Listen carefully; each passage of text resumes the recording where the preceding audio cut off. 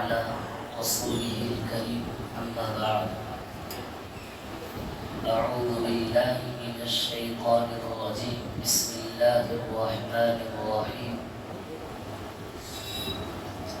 وراودته التي هو في بيتها عن نفسه وغلقت الأبواب وقالت هيت لك قال معاذ الله إنه ربي أحسن مثواي إنه لا يفلح الظالمون صدق الله العظيم. حاضرین محترم،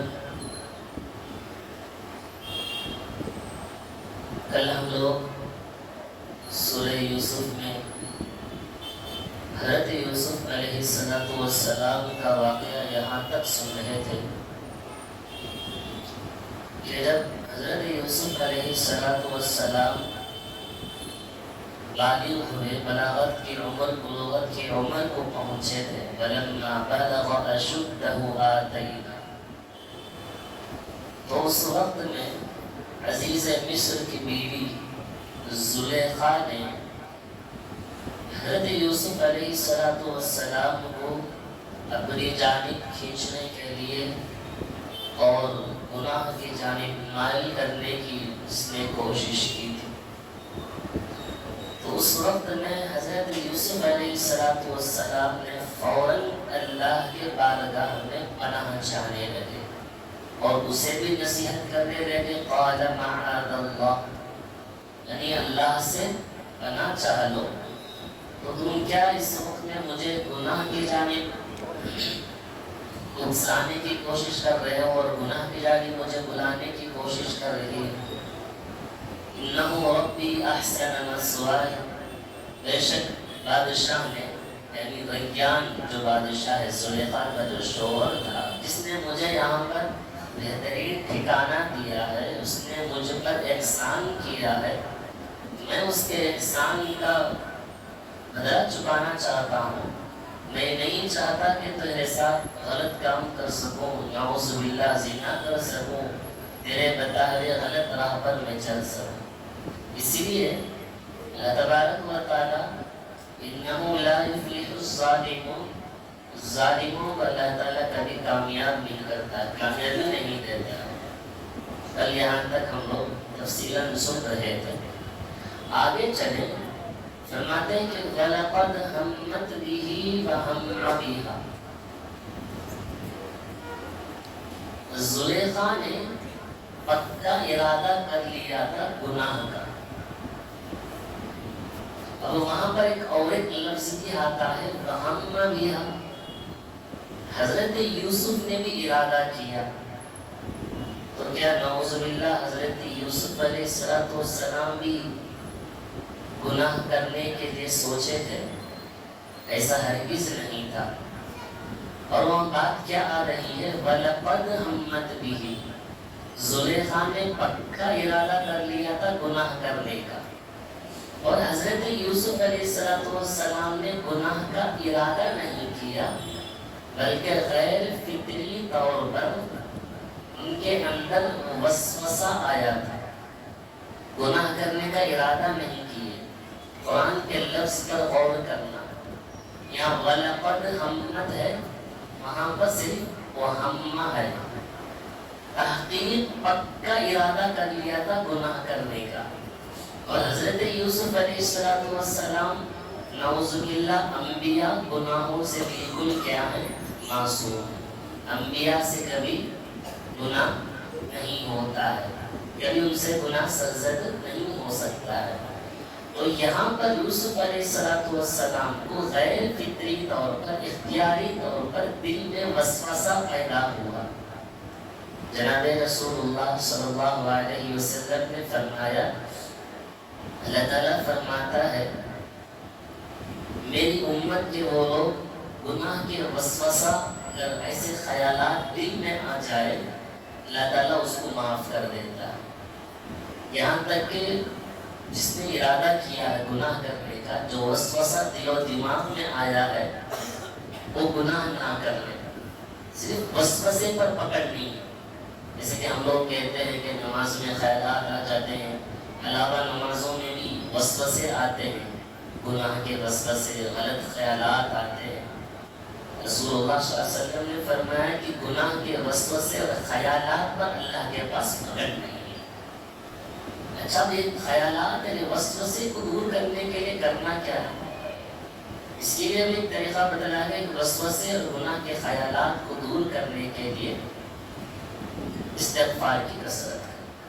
ذکر اور استغفار، یہ دونوں چیزیں آئیں کہ انسان کے دماغ سے، دل سے اللہ تعالیٰ گناہ کے وسوسے کو ختم کر دیتا ہے۔ اچھا، جب انسان نیکی کرنے کا ارادہ کرتا ہے اللہ تعالیٰ دگنا ثواب عطا کرے گا، 1 کا 10۔ اور جب گناہ کر لیتا ہے، جتنا گناہ کیا ہے وہ تو نہیں بدلا اللہ تعالیٰ دے گا، اس کا دگنا بدلا، گناہ کا دگنا بدلا اللہ تعالیٰ نہیں دے گا۔ کیوں؟ اس لیے کہ اللہ تعالیٰ کہتا ہے کہ میں بندوں پر ظلم کرنے والا نہیں۔ لہٰذا معلوم ہوا حضرت یوسف علیہ السلام گناہ کا ارادہ نہیں کیے ہیں، بلکہ صرف وسوسہ آیا تھا۔ جیسے کہ رمضان المبارک میں گرمیوں کے موسم میں انسان جب منہ سوکھ جاتا ہے، کام سے تھکاوٹ آ جاتی، دل میں خیال کرتا ہے کہ ٹھنڈا پانی مل جائے، جی کلی کر لے، یا جو تھوڑا بہت حالت میں اتار لے تو کیا ہو جائے گا۔ اس طرح کی جو خیالات اور جو وسوسے آتے ہیں، ایسا وسوسہ مراد ہے، گناہ کرنے کا وسوسہ حضرت یوسف علیہ السلام کے ذہن میں ہرگز نہیں تھا۔ اب آئیے اس کے بعد دیکھتے ہیں کہ لولا ارآ برہان ربی، حضرت یوسف علیہ السلام کو اللہ تعالیٰ نے اپنی قدرت، اپنی نشانیوں کو اگر نہ دکھاتا تو انہی خیالات میں، انہی وسوسے میں پھنسے رہتے۔ مگر اللہ نے اس وقت میں جب زلیخا نے حضرت یوسف کو گناہ کی جانب بلایا تھا کہ گناہ کر لیں گے، تمام دروازے بند ہیں، اس وقت میں حضرت یوسف علیہ السلام نے اللہ کے چند نشانیوں کو دیکھا، اور جو ہی نشانیوں کو حضرت یوسف نے دیکھا تو جو وسوسے دل و دماغ میں آئے تھے وہ وسوسے خود بخود کیا ہو گئے؟ ختم ہو گئے۔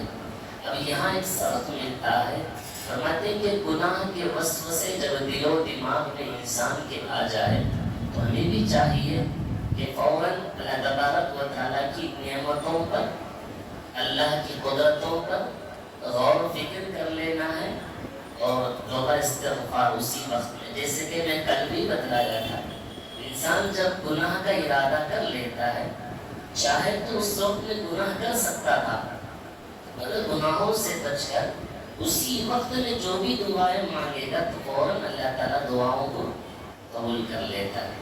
تو یہاں پر حضرت یوسف نے چند نشانیوں کو دیکھا، اگر ان نشانیوں کو نہ دیکھتے تو وسوسے میں موجود ہوتے، مگر نشانیوں کو دیکھے اور وسوسہ دل و دماغ سے ختم ہو گیا۔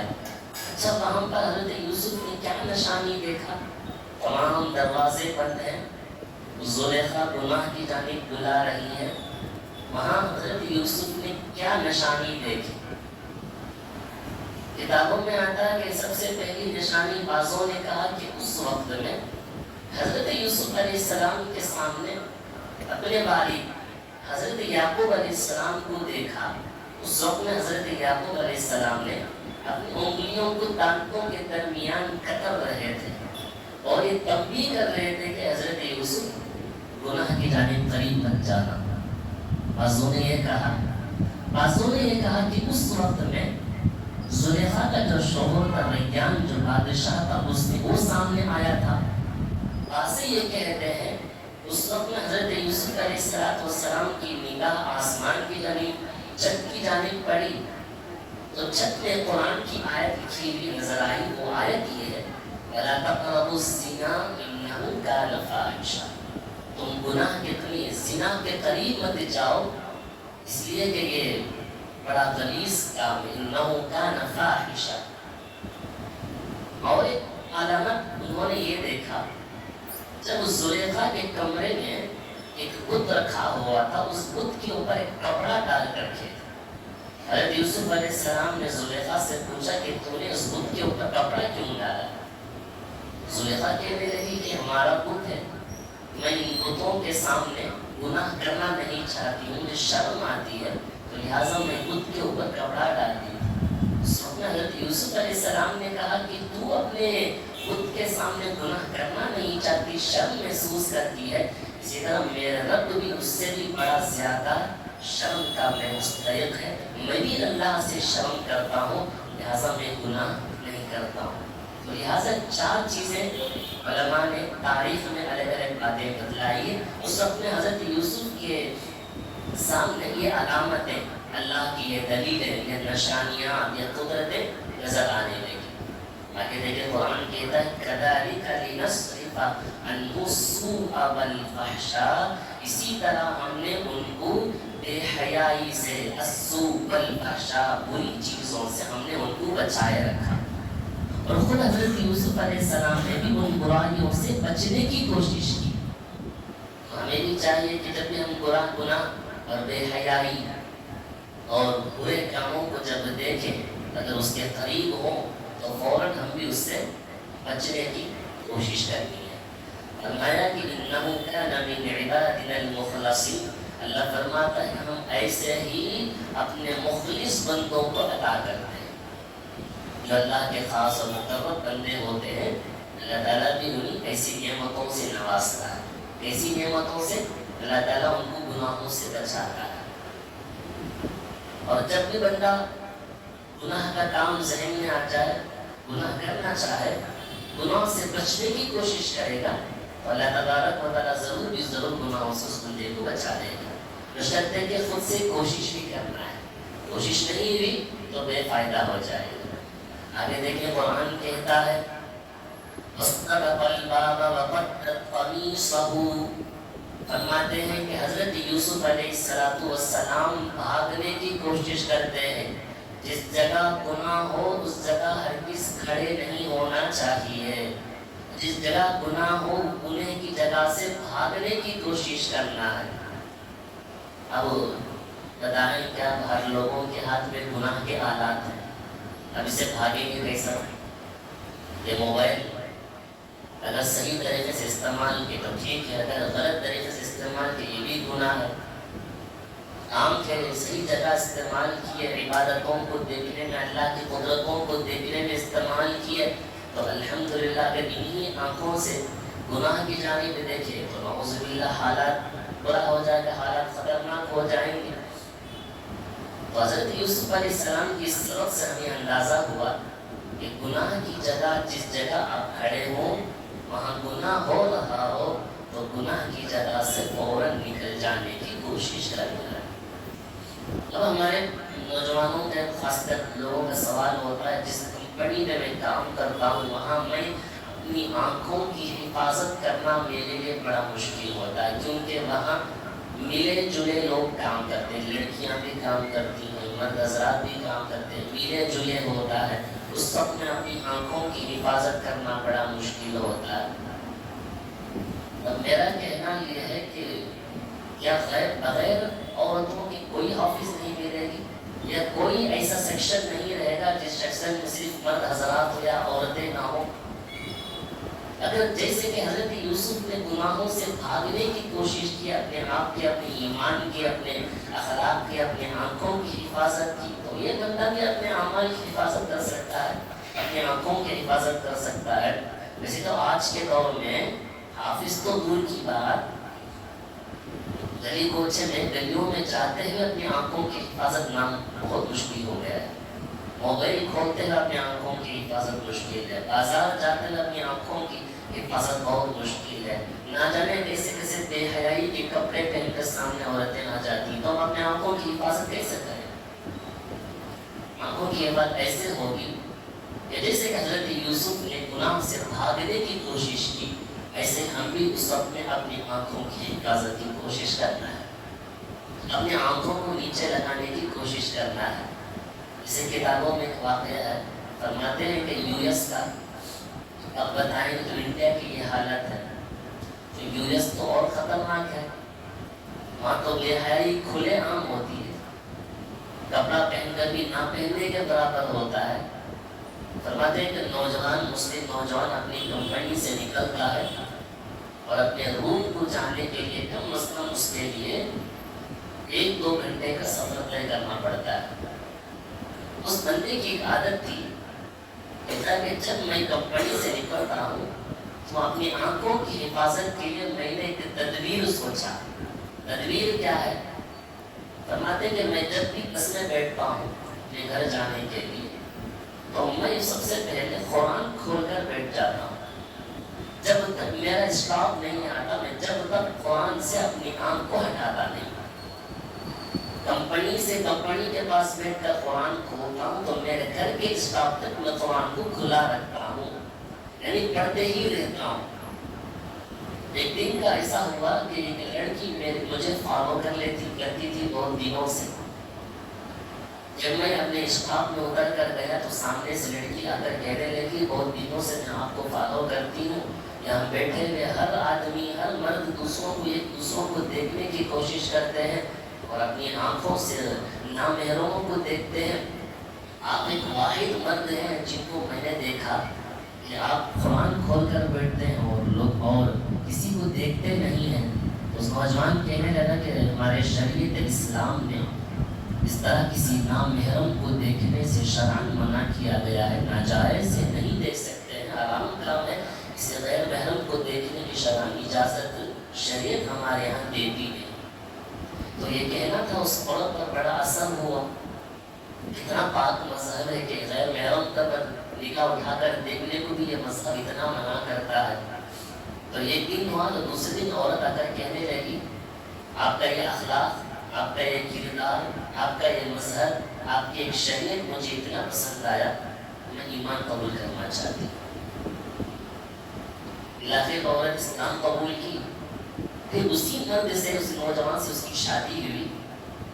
ان دونوں کی پاک دامنی پہ اللہ تعالیٰ نے ایک ایسا صلہ دیا ان سے ہونے والے جو اولاد ہیں کئی لاکھ حدیثوں کے حافظ تھے. قرآن پاک کے تو حافظ تھے ہی مگر کئی لاکھ حدیثوں کے حافظ تھے.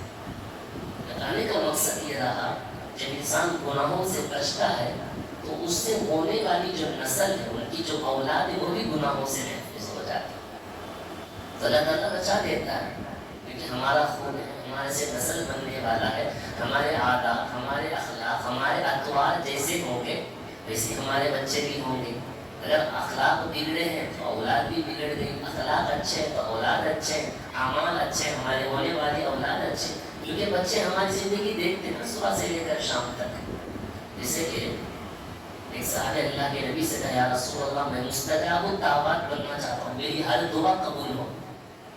اللہ کے نبی نے کہا کہ اپنے پیٹ کو اپنے حلق کو حرام لقمے سے بچا لو تم مستجاب الدعوات، تمہاری ہر دعا قبول ہو جائے گی. کیوں؟ حلال کھائیں گے، حلال عبادتیں اللہ کو پسند آئے گی. حرام لقمہ جائے گا، حرام لقمہ جاتا ہے تو جسم کے پلنے والی تمام چیزیں خون، گوشت، جسم کے پورے اعضاء حرام چیز سے پلے نا. تو حرام چیز سے پلنے والی کوئی بھی چیز عبادت کی جانب لے کر نہیں جاتی. حرام چیز سے پلنے والی پوری چیزیں دل و دماغ گناہوں کی طرف ہی جائے گا اور حلال سے پلنے والی ہر چیز عبادت میں نیکیوں میں ہی میں جائے گا. اسی لیے اگر زندگی حلال طریقے سے گزری، اخلاق اچھے تھے، عبادات اچھے تھے، معاملات اچھا تھا تو ہمارے ہونے والی نسل بھی کیا ہوگی ہمارے ہی اخلاق سے ہے. بچے بھی گھر میں ایسے ہوتے ہیں، ماں باپ جو کام کرتے ہیں وہ کام کو بچے کاپی کرتے ہیں. گھر میں ماں باپ نماز پڑھتے ہیں تو بچہ بھی بازو کھڑ کر رکوع کرے گا، سجدہ کرے گا. بچوں کو ماں باپ کو دیکھ کر بچے بھی یہ کام کرتے ہیں. لہٰذا اخلاق ماں باپ کے اچھے ہوں گے تو بچوں کے بھی اخلاق. تو لہٰذا سفر کرتے ہیں ہم بھی اور آپ بھی سفر کرنے والے ہیں. ہمارا بھی طریقہ یہی ہونا چاہیے کہ اپنے آنکھوں کی حفاظت پیچھے جھکا کر چلیں. ہمارے اسلام کا طریقہ دکھائیں. شریعت اسلام کیا سکھاتا ہے دوسروں کو تو معلوم ہو. وہ لوگ اپنی اخلاق کو دکھاتے ہیں، اپنی کردار کو دکھانے کی کوشش کرتے ہیں. اتنا پاک مذہب کو ہم کیوں دوسروں کے سامنے نہیں دکھائیں گے؟ ہم بھی اپنا اخلاق دکھائیں گے، ہم بھی اپنا کردار کو دکھائیں گے، ہم بھی اپنے آنکھوں کی حفاظت کریں گے. حضرت یوسف علیہ السلام کے اس آیت سے ہمیں سبق ملا گناہوں کی جگہ سے بھاگنے کی کوشش کرنا، یعنی گناہوں سے بچنے کی کوشش کرنا ہے۔ حضرت یوسف علیہ السلام بھاگنے لگے، دروازے بند ہیں، تالا لگا ہوا ہے۔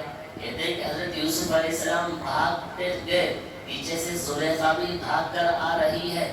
یہاں دیکھنا کہ خدا کا کرشمہ، ایسا معجزہ ہوا کہ دروازے کے تالے خود بخود کھلنے لگے۔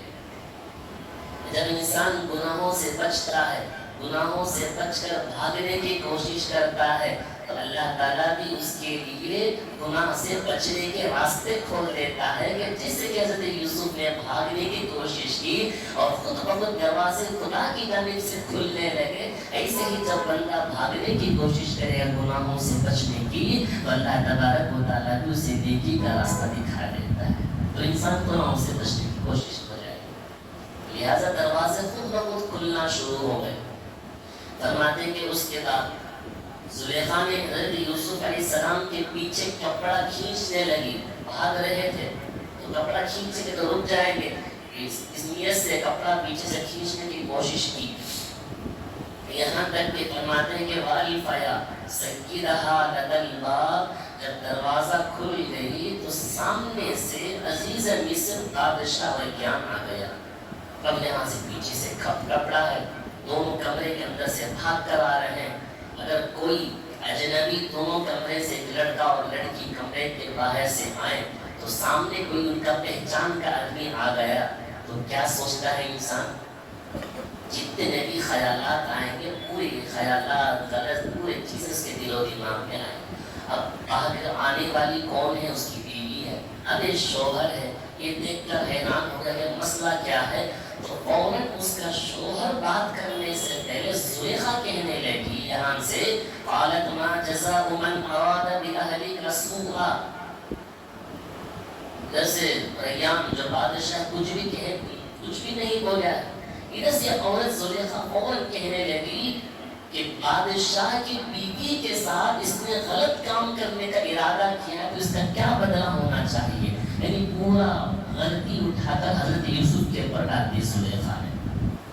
بادشاہ کی بیوی کے ساتھ غلط کام کرنے کا ارادہ کرتا ہے تو اس کا کیا بدلہ ہونا چاہیے، ایک کام کرے، مشورہ بھی دے رہی ہے، الزام بھی لگا رہی ہے اور سزا دینے کا مشورہ بھی دے رہی ہے۔ زلیخا کہتی ہے الا ان یسجن او عذاب علیم، دو چیزیں، یہ ان کو قید بھی کرو اور قید کرنے کے ساتھ ساتھ ان کو سخت سزا بھی دو، جسمانی سزا بھی دو۔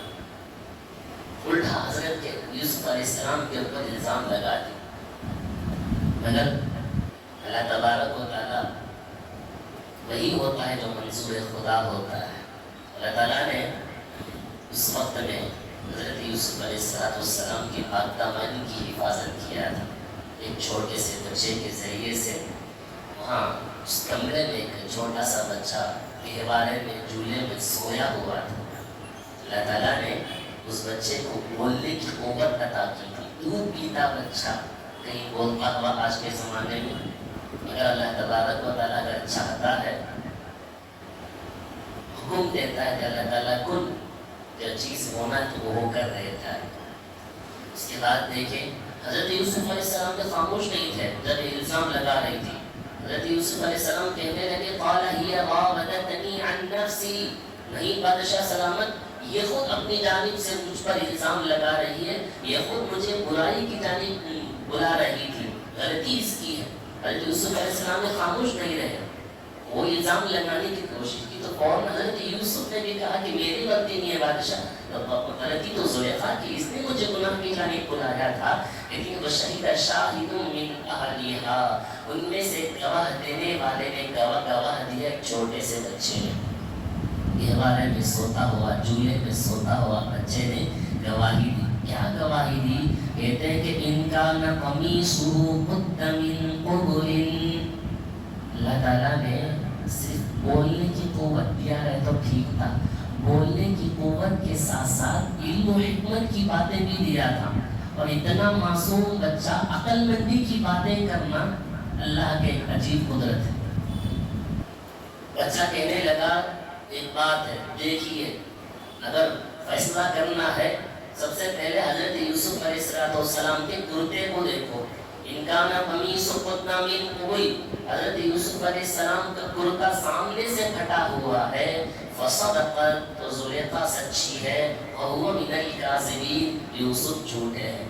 اگر دیکھو وَإِنْ كَانَ قَمِيصُهُ، اگر ان کا قمیص پیچھے سے پھٹا ہوا ہے تو فَكَذَبَتْ، زلیخا جھوٹی ہے اور حضرت یوسف علیہ السلام سچے ہیں. اب دیکھا گیا فَلَمَّا رَأَىٰ قَمِيصَهُ، جب دیکھتے ہیں تو حضرت یوسف علیہ السلام کا کرتا پیچھے سے پھٹا ہوا تھا. اب معاملہ صاف ہے، کیونکہ حضرت یوسف سامنے ہے، زلیخا پیچھے ہے. کپڑا پکڑیں گے تو سامنے کا کپڑا پکڑیں گے، پیچھے کا کپڑا پکڑیں گے. پکڑا ہوا کپڑا پیچھے کا تھا، پھٹا ہوا پیچھے سے پھٹا ہوا تھا. دیکھا گیا فیصلے پر تو کپڑا پیچھے سے پھٹا ہوا تھا.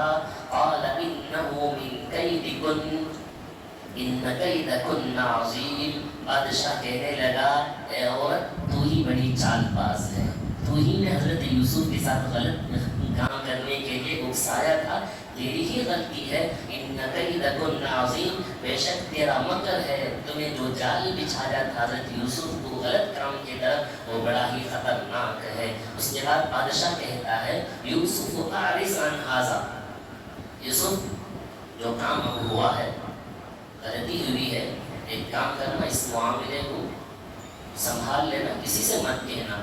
یوسف اعرض عن ھذا، یہ جو قصہ ہوا ہے غلط کاموں کا، یہ کسی سے اس کا ذکر ہرگز نہیں کرنا. اگر ذکر کریں گے تو بادشاہ کی بدنامی ہو جائے گی کہ بادشاہ کی بیوی نے اپنے غلام کے ساتھ یہ حرکت کی ہے، تو یہ بدنامی ہو جائے گی. یوسف اعرض عن ھذا واستغفری لذنبک، بادشاہ کہتا ہے اپنی بیوی سے استغفار کر اپنے گناہوں سے، توبہ کر اپنے گناہوں سے، معافی چاہ لے حضرت یوسف سے. یہاں پر دونوں ترجمہ ہے، وَاسْتَغْفِرِي لِذَنبِكَ، اپنے گناہوں سے استغفار کر لے. اور یہ اشکال بھی ہو سکتا ہے، حالانکہ زلیخا مسلمان نہیں تھی، جب مشرکہ تھی، ایک مشرک کو استغفار کیسے کہہ سکتے ہیں؟ کہہ نہیں سکتے. اور ایک ترجمہ کرتے ہیں حضرت یوسف سے معافی چاہ لے، تو نے جو غلطی کی ہے اس غلطی کی معافی حضرت یوسف سے تو نے چاہ لے. انکی کنتی من الخاطئین، بے شک تو ہی غلطی کرنے والی. یہاں ایک چھوٹے سے بچے نے حضرت یوسف علیہ السلام کی عفت اور پاک دامنی کی گواہی دی. اور اس طرح اللہ تبارک و تعالی نے بھی جب بھی کوئی بندہ گناہوں سے بچنے کی کوشش کرتا ہے، کسی الزام میں پھنس جاتا ہے، کوئی کسی کے اوپر الزام لگا دیتے ہیں بغیر اس کے، جیسے کہ آج کل نوجوانے بغیر غلطی کے جیلوں میں پھنسے ہوئے ہیں. اللہ تبارک و تعالیٰ واقعہ اگر وہ غلطی نہیں ہے ان کی، اللہ ضرور بھی ضرور ان کے غلطیوں کو یہ کر کر رہا کرے گا.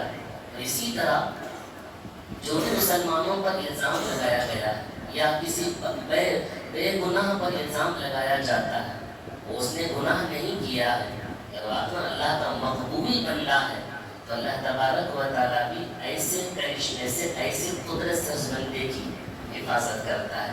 اسی طرح کے کئی واقعات ایسے ہیں، حدیث پاک میں آتا ہے تقریباً 4 ایسے چھوٹے بچے ہیں جنہوں نے دودھ پیتے بچے اللہ تعالیٰ نے جن کو بولنے کی قوت عطا کیا تھا. اور چاروں واقعہ لگ بھگ ایسا ہی ہے، عفت اور پاک دامنی کی.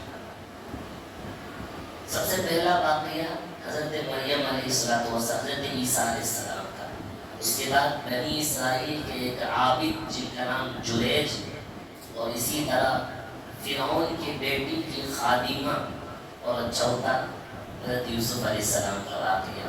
انشاءاللہ جو 3 واقعہ ہے، جو بچے ماں کے گود میں دودھ پیتے بچے بولنے کے اللہ تعالیٰ نے جن کو توفیق دیا، صلاحیت دیا ہے، وہ کون لوگ ہیں، ان کا کیا قصہ ہے. اور حضرت یوسف علیہ السلام کو جو غلطی ہوئی ہے، جس نے اکسایا ہے زلیخا نے، آگے کیا واقعہ ہونے والا ہے، انشاءاللہ کل آپ حضرات کی خدمت میں تفصیلاً بتایا جائے گا. اللہ تبارک و تعالیٰ ہم سب گناہوں سے بچنے کی توفیق نصیب فرمائے. الحمدللہ.